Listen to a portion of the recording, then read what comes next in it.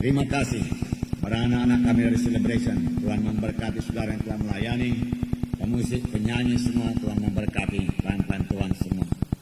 Haleluya. Inilah hari yang dijadikan Tuhan. Marilah kita bersuka cita dan bersorak-sorai. Amin, saudara. Lebih-lebih Tuhan Yesus ada di tengah-tengah kita. Amin. Di mana ada Roh Kudus, itu ada kebebasan. Amin. Allah itu kasih adanya. Biarlah kasihnya dicurahkan dalam hati kita pada hari ini. Amin. Buka hati saudara. Buka hati saudara. Perhatikan firman Tuhan ini. Biar Roh Kudus bekerja. Roh Kudus sudah siap sedia bekerja. Roh Kudus mencari hati yang haus dan lapar. Roh Kudus mencari hati yang merindukan kuasanya, merindukan karunia-Nya. Dan saya percaya penuh Tuhan tidak akan mengecewakan saudara. Oleh sebab itu bangun dan bangkit saudaraku. Bergairah dan miliki iman untuk menerima sesuatu daripada Tuhan pada hari ini. Jangan pulang tanpa berkat Tuhan pada hari ini. Kebaktian kita tidak pernah biasa-biasa saja, karena Roh Kudus hadir di tengah-tengah kita, kuasanya hadir di tengah-tengah kita, berkatnya hadir di tengah-tengah kita, dan sama dengan kerinduan kita, begitulah dikaruniakan Tuhan kepada kita. Amin. Haleluya. Kita sudah sampai pada akhir zaman. Firman Tuhan berkata pada akhir zaman, kebanyakan hati manusia ini telah menjadi dingin, tidak lagi berkobar-kobar oleh kasih Tuhan, tidak lagi tergerak oleh belas kasihan. Tidak, tetapi itu maunya jangan terjadi pada sidang Tuhan, pada gereja Tuhan dan gereja kita ini, saudaraku. Oleh sebab itu topik firman Tuhan pada hari ini yaitu hati yang terbeban. Hati yang terbeban, yaitu hati yang terbeban melihat jiwa-jiwa yang keberatan. Hati yang terbeban melihat jiwa-jiwa yang menderita. Hati yang terbeban melihat jiwa-jiwa yang hidup dalam dosa. Kita mengetahui manusia yang hidup dalam dosa tanpa beroleh keselamatan, mereka akan menuju neraka selama-lamanya. Neraka itu sangat mengerikan, saudaraku. Sangat menyakitkan, saudaraku. Dan selama-lamanya, saudaraku, biarlah kita rebut mereka, sentakkan mereka daripada hukuman yang kekal tersebut. Ingat famili-famili kita yang belum selamat. Doakan mereka sungguh-sungguh dengan hati yang terbeban, hati yang berbelas kasihan. Tuhan pasti mendengarkan doa kita. Kalau saya percaya, kalau kita berdoa dengan hati yang sudah terbeban, hati yang merindukan sungguh-sungguh jiwa itu diselamatkan, Tuhan akan mendengarkan, karena permohonan kita seturut dengan kehendak Tuhan. Sebab firman Tuhan berkata, Dia sendiri tidak suka seorang pun binasa, tetapi Tuhan suka supaya semuanya sampai kepada pertobatan, sampai kepada keselamatan. Oh saudaraku, bangunlah saudaraku, bangkitlah saudaraku. Jangan mau sama seperti orang dunia ini memiliki hati yang beku, hati yang tidak peduli, saudaraku. Kebanyakan hati manusia sekarang ini tidak peduli orang lain, sudah egoistis. Tetapi mari kita kembangkan hati kita, bukan mengasihi diri kita, mempedulikan orang lain, menolong orang lain, saudaraku. Miliki hati yang terbeban, saudaraku. Kita akan melihat satu contoh mengenai hati yang terbeban, hati yang berbelas kasihan dalam buku Nehemia. Kita melihat Nehemia sendiri. Nehemia adalah seorang yang berhasil membangun kembali tembok Yerusalem yang sudah runtuh. Saudara, kalau dikatakan tembok Yerusalem, jangan saudara berpikir tembok Yerusalem hanya seperti dinding ini saja, tebalnya barangkali setengah meter. Tidak, saudaraku. Tembok Yerusalem, padaku, mempunyai tebal kira-kira 6-7 meter. Begitu tebalnya tembok itu, sehingga kereta berkuda bisa berlari di atasnya. Itu yang akan dibangun, dan itu sudah berserakan, bertaburan, karena dihancurkan oleh musuh. Tetapi ada seorang yang terbeban, bukanlah seorang penguasa, bukanlah seorang yang sangat kuat, bukanlah seorang yang sangat berbakat, bukanlah seorang yang sangat pintar, hanya orang biasa saja. Nehemia seorang juru minuman raja, tetapi dia berhasil membangun tembok Yerusalem. Apakah rahasianya, keberhasilannya ini? Berhasil membangun tembok Yerusalem. Saudaraku, saya mau terangkan kepada saudara bahwa Nehemia berhasil bukan karena kekuatan yang luar biasa, ataupun kuasa yang ada padanya, kedudukan yang tinggi, atau modal yang besar, bukan. Nehemia berhasil karena karakter. Karena karakter. Saudaraku, karakter rohani ada pada Nehemia. Karakter Tuhan ada pada Nehemia. Saudaraku, karakter Tuhan bukan hanya milik Nehemia. Karakter Tuhan yaitu buah Roh Kudus ditawarkan kepada anak-anak Tuhan pada akhir zaman ini. Ini perlu kita kejar, ini perlu kita miliki. Karakter rohani seperti ini yang membawa kita pada keberhasilan. Saudaraku, Nehemia sama sekali tidak mementingkan diri sendiri.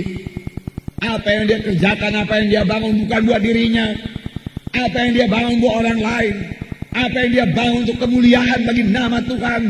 Yerusalem jangan dicemoohkan orang, tetapi Yerusalem mempermuliakan nama Tuhan. Dia tidak membangun kerajaannya. Dia tidak membangun kerajaannya. Dia tidak membangun kerajaannya. Amin.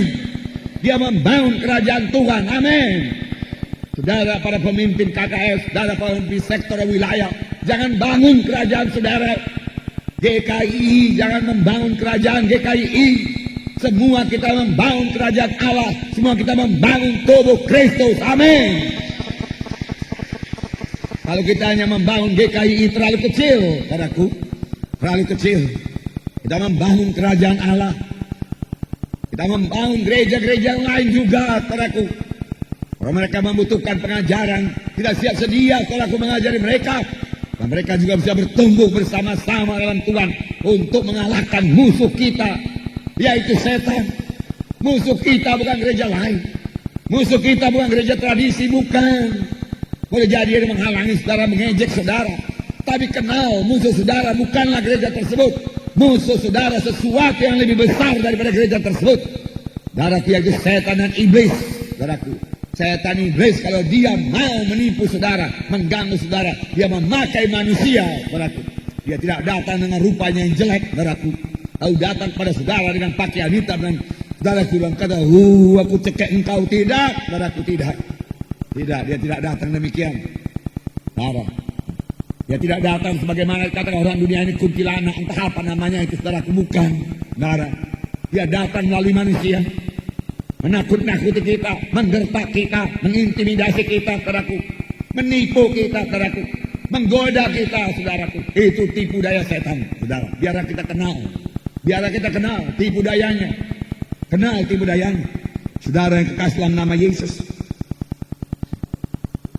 dan Nehemia berhasil, saudaraku, bukan karena kekuatan yang luar biasa, bukan karena uang yang banyak, maka sama sekali dia tidak punya uang, saudaraku, tidak punya uang bisa bangun tembok Yerusalem. Puji Tuhan, saudaraku, seharusnya kita juga bisa membangun gereja, amin. Gereja yang lebih baik lagi.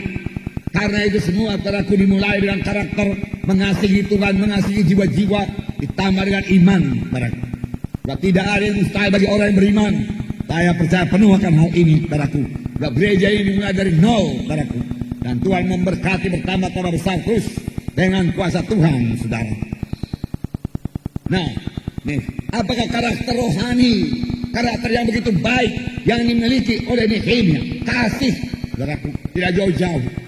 Kasih, sehingga hatinya terbeban.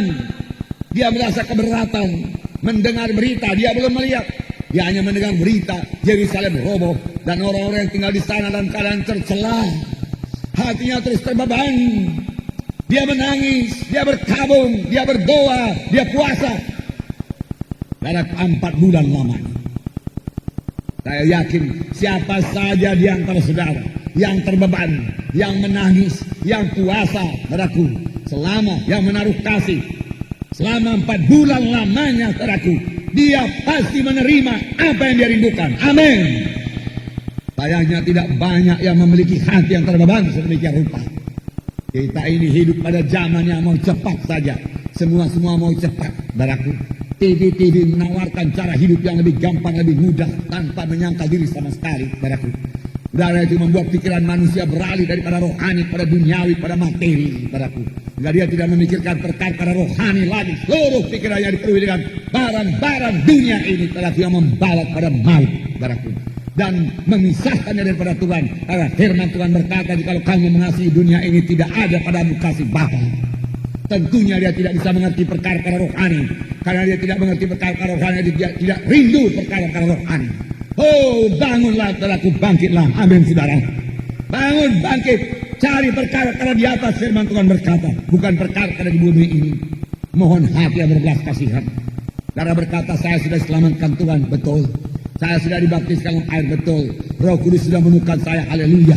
Semua kita sudah dipenuhkan Tuhan dengan Roh Kudus. Tapi firman Tuhan berkata kita ini perlu dibentuk hari lepas hari. Mengapa kita dibentuk hari lepas hari? Karena kita sudah begitu jauh jatuhnya daripada kemuliaan Tuhan.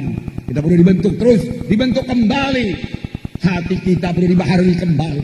Hati kita perlu dibentuk Tuhan kembali menjadi hati yang mengasihi, hati yang mempedulikan, hati yang tergerak oleh belas kasihan, hati yang terbeban, yang sudah sangat langka pada akhir zaman ini, tetapi belum lenyap karena Roh Kudus belum diangkat dari muka bumi ini. Saudaraku, masih Tuhan sediakan hati-hati yang tergerak oleh belas kasihan, sehingga dia bergerak memenangkan jiwa-jiwa, sehingga dia tidak keberatan untuk melayani KKS, melayani dengan cinta, memuridkan jiwa-jiwa, sehingga yang dimuridkannya itu betul-betul jadi murid, betul-betul sampai jadi murid. Saudaraku yang kekasih dalam nama Yesus, saya akan membacakan pada saudara Nehemia yang sangat terbeban. Jika dia berdoa, dia puasa, dia menangis selama 4 bulan lamanya. Nanti diterangkan mengenai bulan-bulannya ini. Tapi saya bacakan lebih dahulu kepada saudara dalam Nehemia pasal 1 ayat 1 sampai 4. Saya bacakan. Nehemia itu sebelum Mazmur, ya. Nehemia pasal 1 ayat 1 sampai 4 saya bacakan. Riwayat Nehemia bin Hakalia.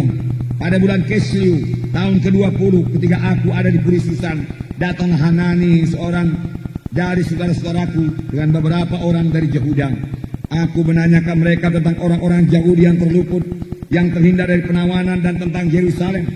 Kata mereka kepadaku, orang-orang yang masih tinggal di daerah tanah, yang terhindar dari penawanan, ada dalam kesukaran besar dan dalam keadaan tercela.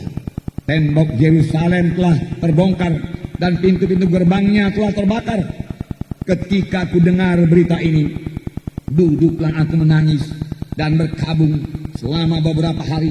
Aku berpuasa dan berdoa ke hadirat Allah semesta langit.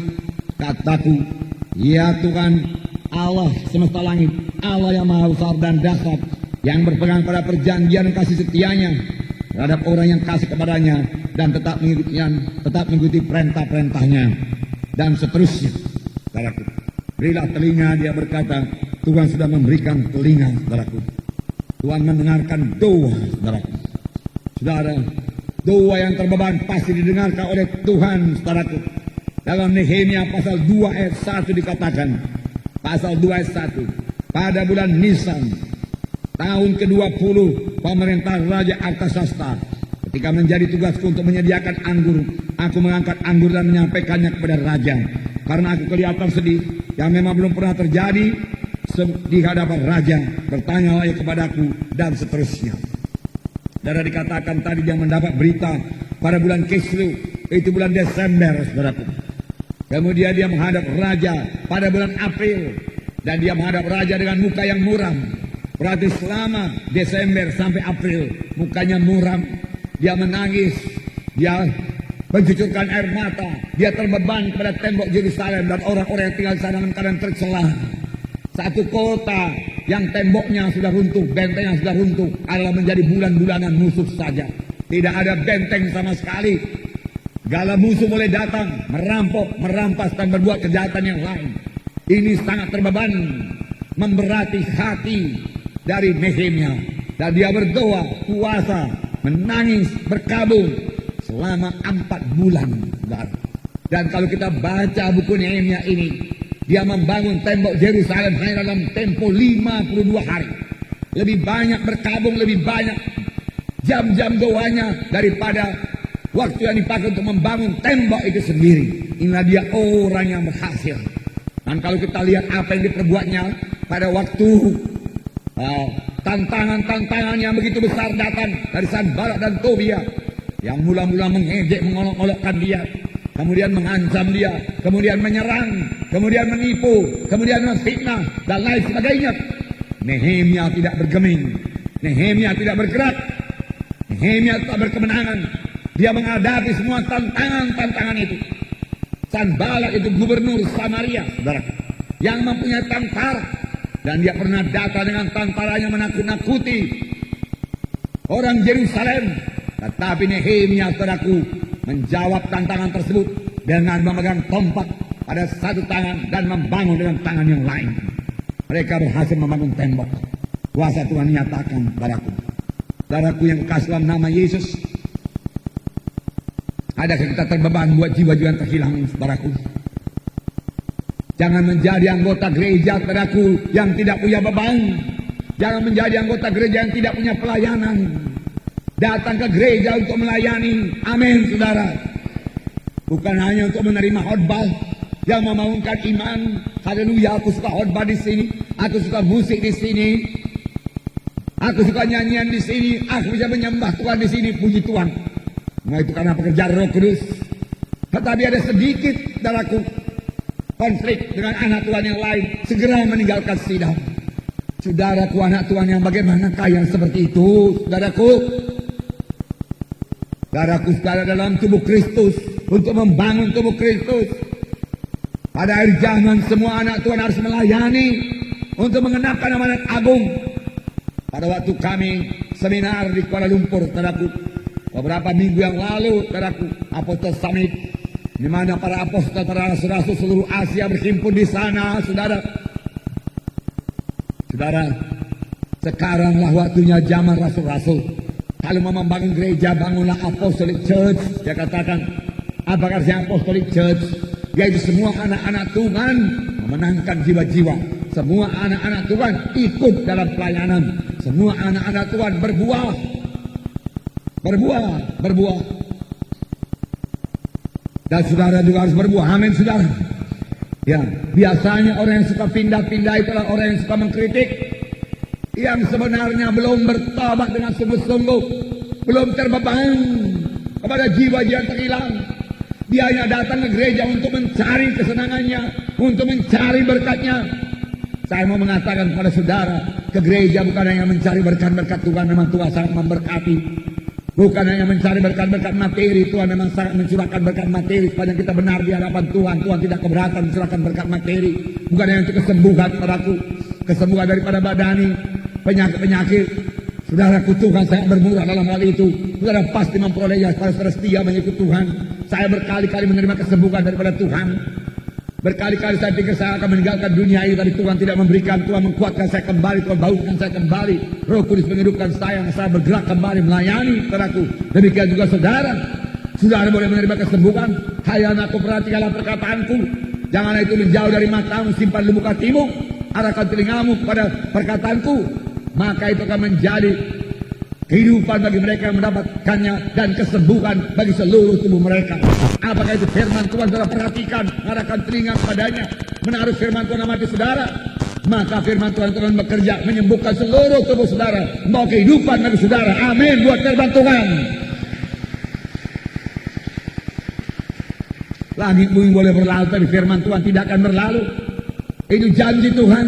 Tuhan yang berjanji tidak bohong. Saya mengalaminya, pada saya sembuh, saya kuat, saudaraku, karena Roh Kudus, karena firman Tuhan yang saya dengarkan, saya taruh dalam hati saya renungkan.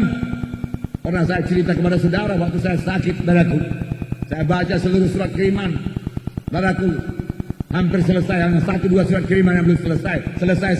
Saya begitu banyak saya baca, saya pun sembuh. Mengapa, saudaraku? Karena firman Tuhan itu berkuasa. Firman Tuhan itu sebagai obat. Firman Tuhan sebagai kehidupan. Mengapa anak-anak Tuhan ditimpa penyakit? Miskin daripada firman Tuhan. Malas baca firman Tuhan. Malas menyangkal diri untuk membaca firman Tuhan. Padahal dalam firman Tuhan kekuatan. Dalam firman Tuhan kehidupan. Dalam firman Tuhan kesembuhan.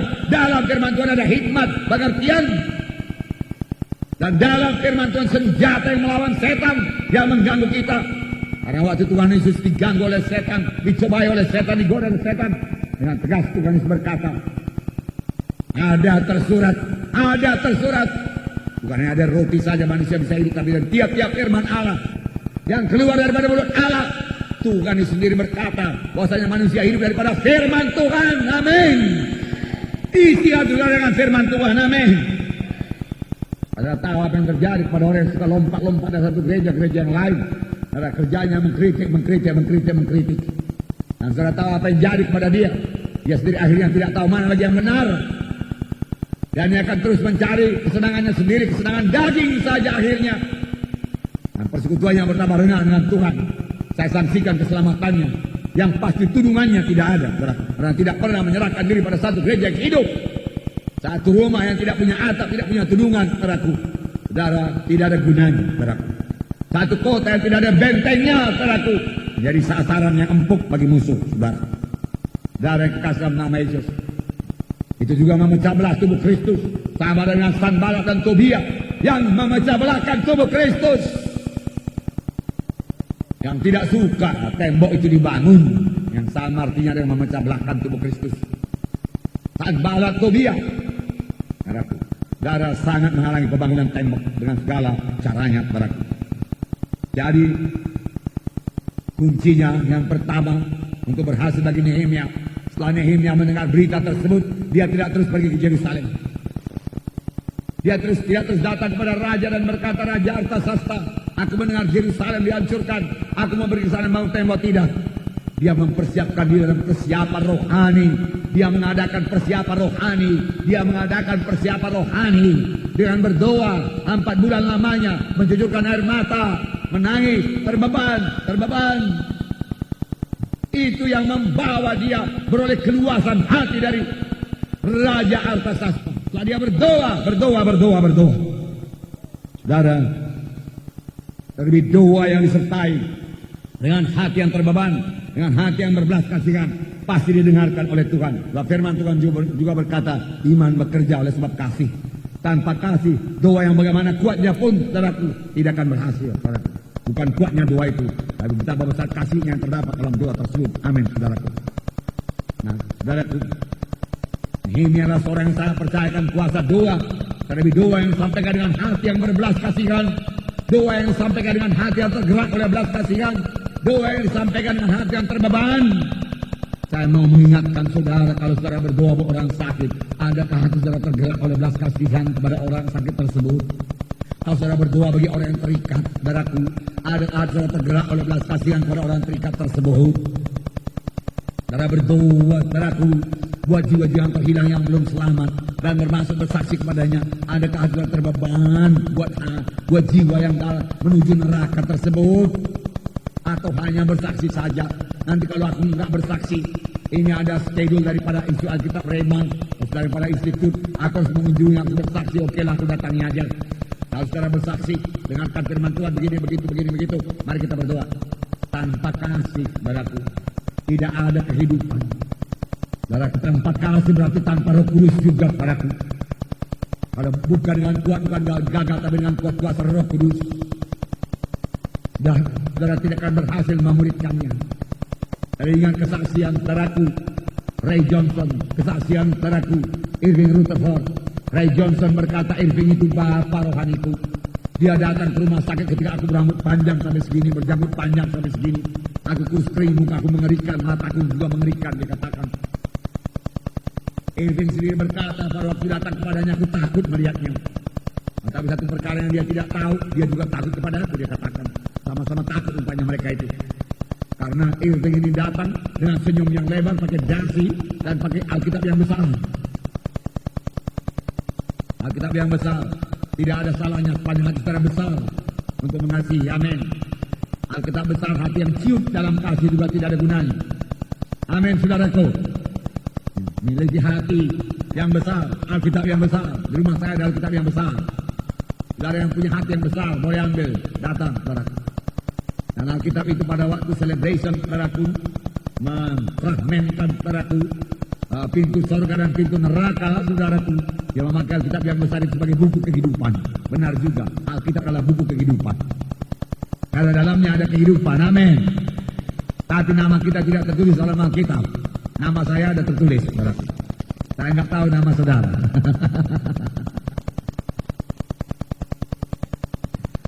Nah, haleluya. Tapi yang dimaksud dengan buku kehidupan anak domba Allah, di mana nama tiap-tiap orang yang selamat ditulis dalam buku kehidupan anak domba Allah. Dan barang siapa namanya tidak tertulis dalam kitab kehidupan itu, dicampakkan dalam api neraka yang kekal. Jadi nama Yang paling penting bukan tertulis dalam gereja, tapi tertulis dalam buku kehidupan anak domba Allah itu di sorga lama-lamanya. Haleluya. Saya bersuka cita namaku ada di sana.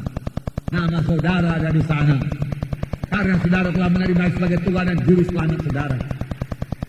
Nama tertulis, rumah disediakan, dan pada waktu kita menghadap Tuhan, Tuhan menyambut kita dan menghapus air mata kita. Amin. Satu perkara yang sangat menghiburkan hati, perkara yang indah.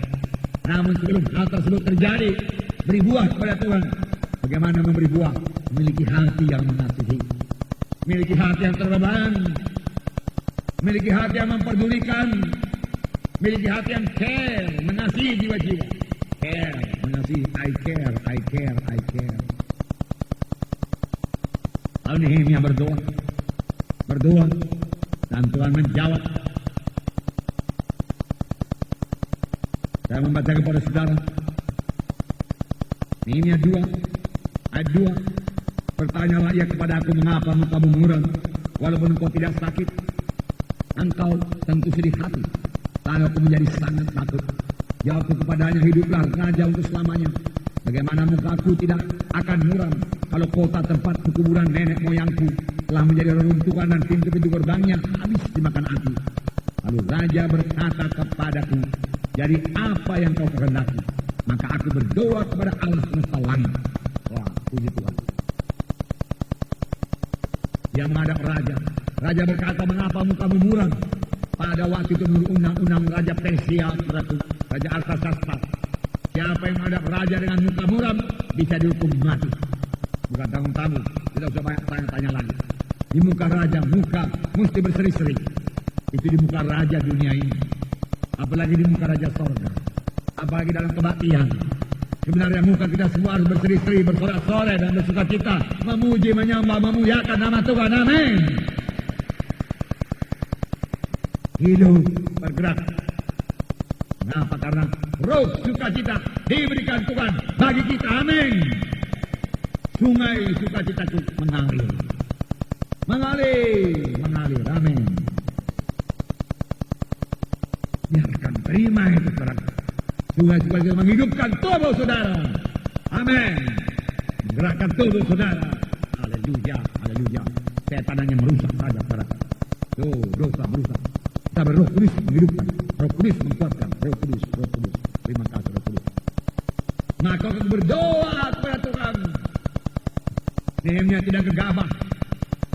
Nehemia orang pintar, saudaraku. Tapi dia tidak bersandar kepada kepintarannya. Pada waktu raja bertanya, dia berdoa kepada Allah.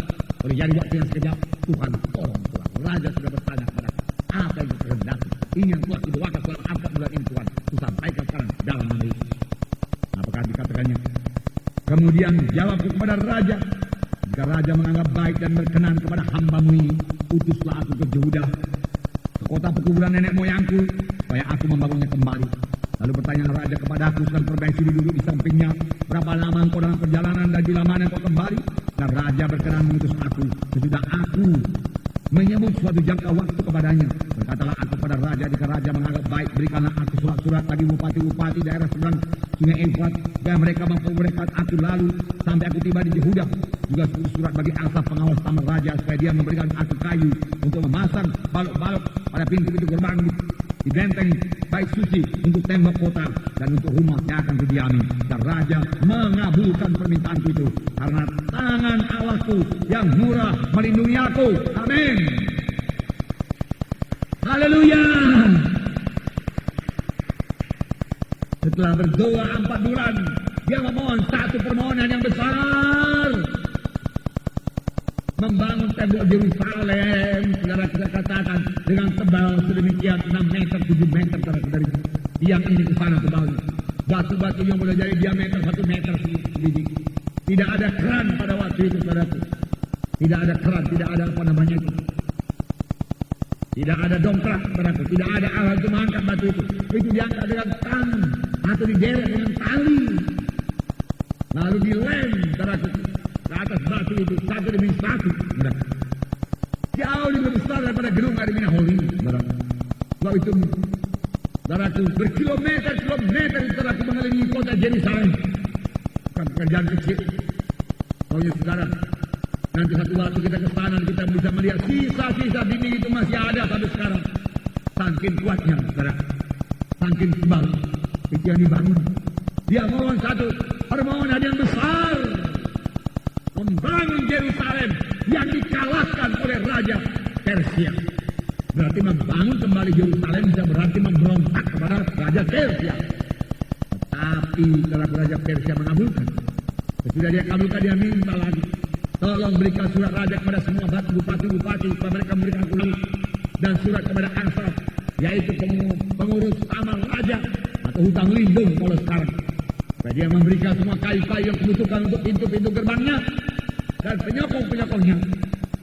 Karena pada waktu itu pintunya bukan macam pintu biasa, pintunya pun barangkali tebalnya 1 meter. Dan pintunya saja. Dan 2 lapis itu pintu. Pintu sebelah luar, pintu sebelah dalam. Tinggal didobrak juga tidak akan tergobrak bisa. Nah dia. Dan semua itu dikabulkan oleh Raja. Firman Tuhan berkata, karena tangan Allahku murah melindungi aku. Tangan Allahku murah memberkati aku. Tangan Allahku murah melindungi aku. Tangan Tuhan menyertai aku. Tangan Tuhan menyertai saudara. Tangan Tuhan memberkati saudara. Amin. Apa yang suka kalau tangan Tuhan menyertai saudara? Apa yang payah? Kalau tangan Tuhan menyertai saudara, tidak ada kesulitan. Semua perkara bisa diatasi. Tangan Tuhan menyertai aku. Berapa banyak yang bisa bersaksi demikian? Tangan Tuhan menyertai aku. Tangan Tuhan menyertai aku. Tangan Tuhan menyertai aku. Sebenarnya tiap-tiap anak Tuhan bisa bersaksi demikian. Karena firman Tuhan berkata, aku tidak pernah membiarkan engkau, aku tidak pernah meninggalkan engkau. Amin. Tangan Tuhan menyertai dan Tuhan membuat kita berhasil. Tapi kerap kali kita tidak sadar. Kerap kali kita kurang bersekutu dengan Tuhan. Kerap kali kita kurang cari muka Tuhan. Doa kita asal selesai saja.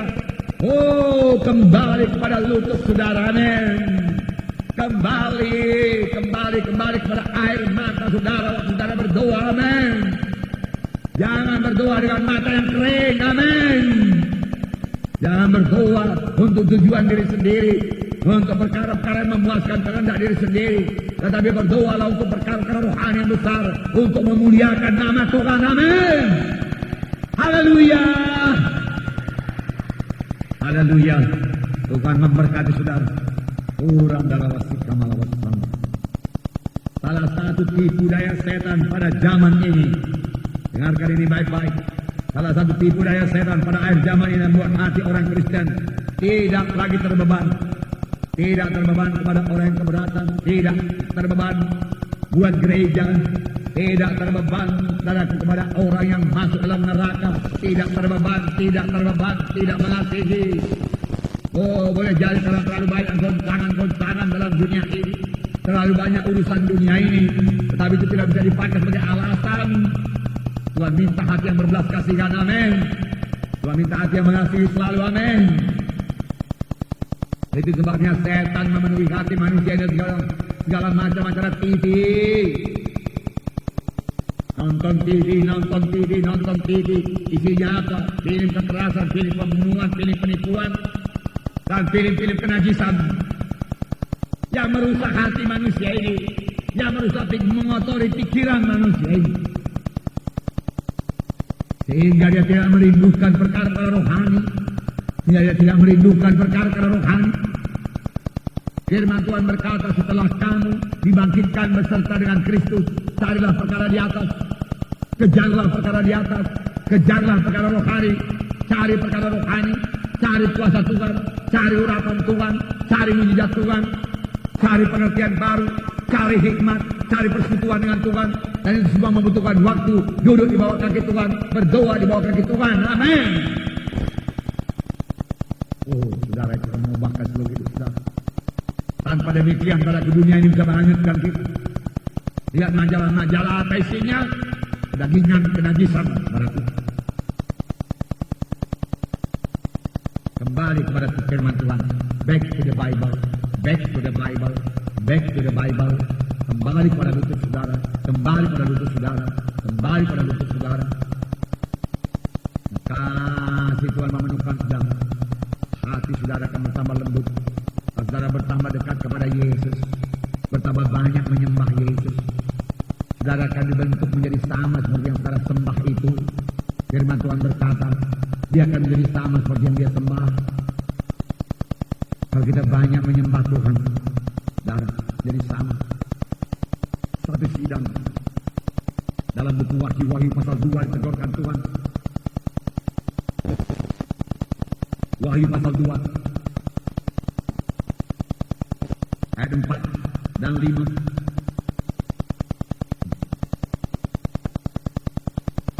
Namun demikian aku mencela engkau karena engkau telah meninggalkan kasihmu yang semula. Sebab itu ingatlah betapa dalamnya engkau telah jatuh. Bertobatlah, lakukanlah lagi apa yang semula engkau lakukan. Jika tidak demikian aku akan datang kepadamu dan aku akan mengambil kaki dianmu dan tempatnya. Jikalau engkau tidak bertobat. Ingatlah, dia katakan, betapa dalamnya engkau telah jatuh karena meninggalkan kasih yang semula. Kasih yang semula, kasih yang bersekutu dengan Tuhan. Kasih yang semula, kasih yang rindu akan Tuhan. Kasih yang rindu akan Tuhan, itu kasih yang semula. Kasih yang menangis di hadapan Tuhan waktu berdoa. Kasih yang menyanyi buat Tuhan waktu berjalan. Di manakah itu? Kasih yang kalau berlutut terus senantiasa bersekutu dengan Tuhan. Dan kamu telah kehilangan kasih seperti itu. Kasih yang semula menggerakkan saudara untuk bersaksi. Kasih yang semula membawa saudara untuk melayani Tuhan, mengunjungi, memenangkan jiwa-jiwa. Itu kasih yang semula, kasih yang semula, kasih yang semula. Kasih Yesus, kasih Yesus. Saudara jangan tertipu. Jangan biarkan nanti itu kehilangan kasih. Kalau kita biarkan nanti kita kehilangan kasih, setan akan mengisinya dengan kebencian. Setan akan mengisinya dengan segala macam kritik. Setan akan mengisinya dengan segala macam pertengkaran, perkelahian, perselisihan. Mudah-mudahan tidak terjadi. Kalau dibiarkan tempat bagi setan, setan akan memberikan roh pembunuh kepada hati manusia itu. Kita lihat baru-baru ini sekitar Setiabudi sana, seorang anak umur 17 tahun membunuh bapaknya yang sarjana, seorang dokter, ibunya juga dokter, saya kurang tahu, dan 4 orang saudaranya lain yang sudah sarjana, dia bunuh dengan alu, satu demi satu, satu demi satu. Dia tahan melihat darah. Saudaraku yang kekasih dalam nama Yesus, Tuhan memberikan saya banyak menolong orang kecelakaan. Saya sendiri heran. Baru-baru ini kami pulang dari Perapat. Saya katakan kepada Anwar, waktu di Firdaus itu, kurangi kecepatan Anwar, kurangi kecepatan. Dia kurangi kecepatan. Kira-kira 5 detik. Sudah itu dalam kedengaran suara berdentum di luar padaku dan kelihatan orang berlari-lari. Rupanya satu jeep padaku Suzuki dengan satu sedaku padaku. Dah, laga kambing. Daripada jeep itu lepas. Darah kami yang paling depan, saya turunlah saudaraku. Dan polisi saudaraku di belakang kami, dia turun. Lari dengan hamba Tuhan Lawrence siap. Kami tarik orang ke istior mobil itu karena lengket istior. Saya letakkan di rumput, saya raba nadinya, beres jantungnya, hanya darah keluar daripada hidungnya. Kami angkat kepada pickup yang lewat saudara. Dan kemudian saudaraku, mobil sorong ke pinggir. Dan dari sudahku itu juga ada satu orang ibu yang sudah tua diangkat oleh orang lain masuk kepada pickup itu. Saudara yang berkasih dalam nama Yesus. Saya pikir selesai tugas saya berikan sapu tangan saya karena orang itu masih sadar saudaraku untuk melap darahnya. Saudaraku. Tetapi kemudian saya tahu apa yang terjadi. Kalau saya ingat kembali hal itu saudaraku, mengingat darah yang keluar itu saudaraku, saudaraku saya bergidik juga saudaraku. Ya, bergidik. Saya waktu itu tidak saudaraku. Waktu itu pikiran saya hanya menolong orang itu saja. Saya berani. Tapi kemudian saya ingat darah itu saudaraku. Tuhan saya katakan, ngeri juga itu darah. Ya. Darah dan kasih. Tetapi orang itu tidak lagi berdarah dingin dia, rusak hatinya. Dia pukul dengan alu, berlumuran darah. Heret. Datang satu lagi, pukul lagi. Waduh, saudara, bagaimana hati bisa demikian keras? demikian rusak. Hati yang sudah dikuasai setan. Setan mau merusak manusia ini. Saudara, jaga hati secara lembut. Amin. Mengasihi. Amin. Menolong. Amin. Memberi. Amin. Mempedulikan orang lain. Amin.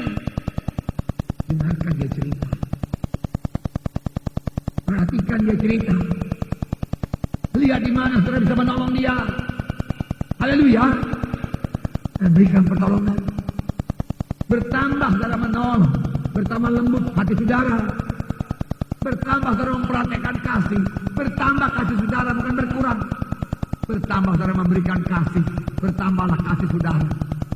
Ditambah apa yang saudara tabur akan saudara tuai. Haleluya. Haleluya. Apa yang saudara tabur akan saudara tuai. Amin. Haleluya. Tuhan memberkati saudara.